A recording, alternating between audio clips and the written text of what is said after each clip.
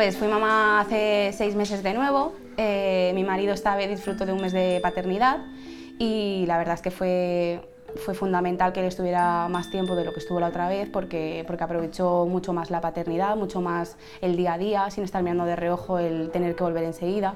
Pues con Mario tuve 4 semanas, las que tocaban, a diferencia de con Leire que tuve solo las 2 semanas. Sí que se nota un montón, sobre todo con la relación que tienes con tu hijo o con tu hija, porque a las 4 semanas ya te tienes que ir, cuando ya aún es pequeño, la madre aún está poco a poco recuperándose.